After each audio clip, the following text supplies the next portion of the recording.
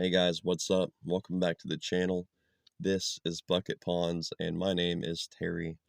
Today we're going to do a channel update for April of 2023.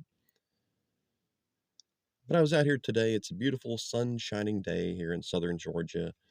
And, I was looking at the trees and the wind and the plants and I thought, well, let's do a channel update. I have some things I want to talk about. As humans, we are intrinsically linked to these plants. They're very important for who we are. We came from the trees. We need to explore this urban environment, these cities, and this all this concrete and asphalt that we surround ourselves with. It's not natural.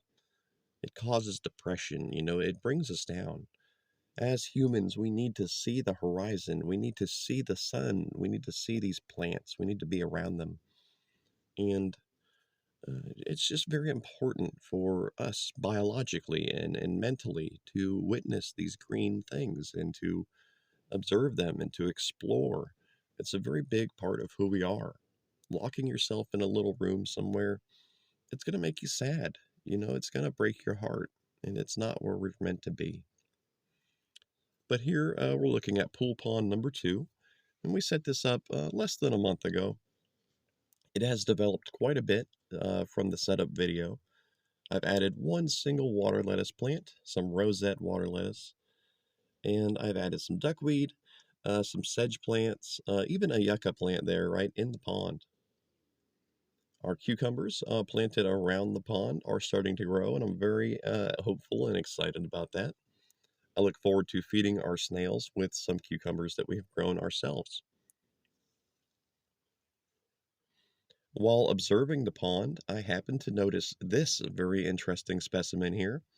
This appears to be a large bladder snail, a huge bladder snail, actually. And he even has an interesting coloration. He has a black stripe going down his body, along with a few stripes on his shell. And I say his, but it's technically a hermaphrodite, so his, hers, whatever. But yeah, this is a giant bladder snail, and I'm not sure what has caused it to grow so large. This could be a simple wild variety that was brought into our projects as an egg on a bird or something like that, or, stuck onto a frog. That does happen, and snails can appear in new environments like that. But I believe that this is one of our bladder snails, and you can see it there next to one of the average size bladder snails, which is much smaller. This guy is 4 to 6 times the size of his cousin here, and he's healthy, he's huge. Now, I'm thinking that this might be related to how our bladder snails stay very small in our sealed ecosystems. In a small amount of water, they will stay, tiny. So I'm thinking in this larger pond, with all this available food and water, it has caused the adverse effect. It has caused them to grow much larger. And that's my theory anyway. But he is clearly a bladder snail. He's not a pond snail. He's not a Limnea stagnalis or any other species. He's just much larger. The coloration could be some kind of adaptation to being direct sunlight, like this pond is. But either way, I'm very excited about that, and I look forward to pulling some specimens from this pond in the future, building them a special little aquarium, and observing them in more closely controlled circumstances. Now we're going to just water the cucumber plants. Surrounding the pond with these cucumbers that I have to water, of course, it has a few benefits because as I spray the water onto the cucumbers, as I water them, I'm also spraying the pond itself. And this is causing the duckweed and the pondweed and the other floating plants to be pushed back away from this side, leaving us this nice open area in the front. And that was one of my goals with this setup. I want to see down into the pond, and it's working. It looks great. There are still our fish in here, not a huge number of them, but yeah, they're in here, and they're starting to lose their fear of humanity. But yeah, it's going to take a little while for them to grow and get the larger numbers that we want to see. I want a whole school of mosquito fish in here. But while working around here, I decided to add some Spanish moss to the pool pond, to these fence posts. I don't think the moss will survive exactly, but I know it's full of tardigrades and all sorts of cool things. But while looking at our improvised fence posts here, which are just some sticks I took from a live rain tree that needed to be trimmed back. I noticed that these improvised fence posts are, in fact, alive, and they're growing little branches. So, excuse me about the exposure there. But check it out. Yeah, our fence posts are alive. And I might have created some rain tree clones here. I don't know if they're going to take root, but if they do, that's kind of cool. And I'm okay with that. I can work with a few small rain trees that are acting as fence posts. Now, over here near the pool pond, I have recently planted an orange tree, which should survive the winters here. I'm very hopeful about that. And it's still in shock from being transplanted. But here we have the canna lilies, and these guys are doing really well. They will grow about 4 foot tall here, hopefully this year, and maybe make us some interesting flowers. I'm very hopeful. Walking a little bit further around the ponds, you can see some of our other projects. This is my second clump of giant reeds here, which are not yet giant, but they are very beautiful and very brightly colored. Near the 33-gallon pond that we set up last month, we have our spiderwort plants that we added to the project right here. I believe this is Virginia or Ohio spiderwort, and it has started to grow very rapidly. The moss that we used around this project is also doing quite well. And our elephant ears are flourishing. They're not yet the giant, huge leaves that we saw last year, but they will be soon. On the other side of the 33-gallon pond, we have a ton of small baby elephant ear plants, some of which I planted myself, and others are growing on their own from runners, from like vines under the ground from the parent plants. But this is pool pond number 2, and it looks pretty good. Oh, excuse me, pool pond number 1. This was the first one we set up about 1 year ago, and it's looking pretty good.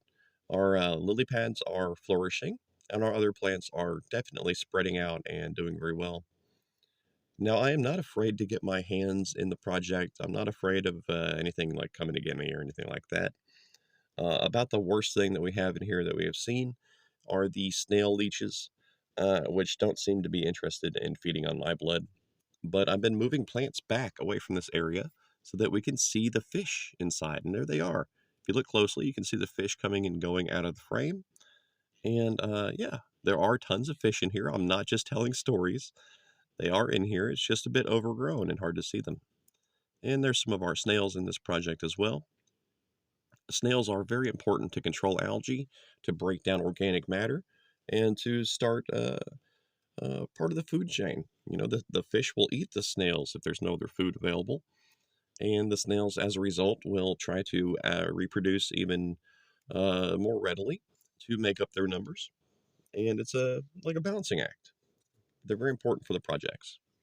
Over here we have a mini tadpole pond that I set up off camera last year, I believe. And here we have some more canna lilies growing in one of my little tote ponds, my micro ponds. I read online that canna lilies cannot be grown in water unless they are crossed with a aquatic species, an aquatic variety, but that's not true. Yeah, you can grow them right there as an emergent plant growing right out of a pond. And here we have some more of our moss. This is the same moss that we use in our ecospheres and jar aquariums, and I'm very happy about it. It's growing very well out here. Now, if you hear me talk about emergent plants, I should clarify that that is a plant that grows in a pond down in the water, and then it comes up out of the surface and, makes some leaves up above the surface of the water. And here we have some of our aloe plants, which I need to move. I need to transplant them somewhere. And our Wedelia is coming back, our creeping oxeye. But here, this is my original clump of giant reeds, which you've seen quite a few times on the channel. But I'm happy to report that I am working on cloning them right now, and that will be a future video. And here's my giant container. We don't show too awful much on the channel, but yeah, it's doing pretty well.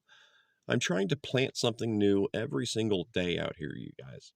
That's something I've committed myself to this year. I want to plant something new every day. That's my sago palm there, and it's a slow grower, but it's alive. It's healthy. This is one of our most ancient bucket ponds here. This is one of the first, actually.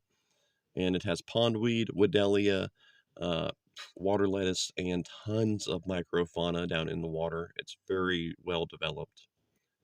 But yeah, guys, I'm out here trying to plant something new every single day. I'm trying to learn and to grow just like the plants are. And I love how these leaves can't get wet. I think that's really cool the way the water beads up. But just beneath here, we have a prickly pear cactus. I believe the scrub cactus, something like that. But very easy to propagate that cactus. You just take a little piece, stick it in some dirt, and it'll grow. There's nothing to it. But I try not to grow too many cacti out here because I don't want to get stuck with little spikes myself. Around the other side of the swamp shack, we have a green anole that I happened to see today. And people will mock me and say, like, why do you care? They're so common. They're not important. And, that really speaks to me because just because something's not a tropical fish or something, it doesn't mean it's less important.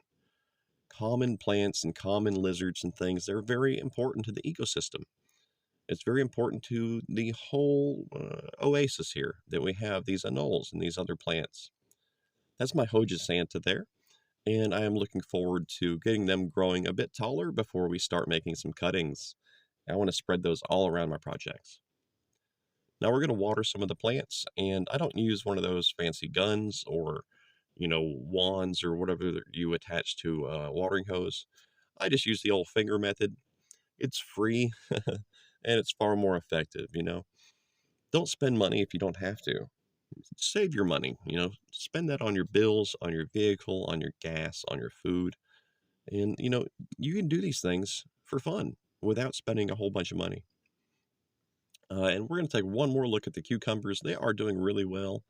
I am an inexperienced gardener, so this is my first time trying to grow some food. But that's about it for the channel, guys. Here's one of our leopard frogs. But that's about it for the channel update today. I'm going to have some more build videos and more content coming very soon. On my channel, we have tons of ecospheres, mini aquariums, ponds in a jar, and all kinds of stuff like that. Please check out the channel for more.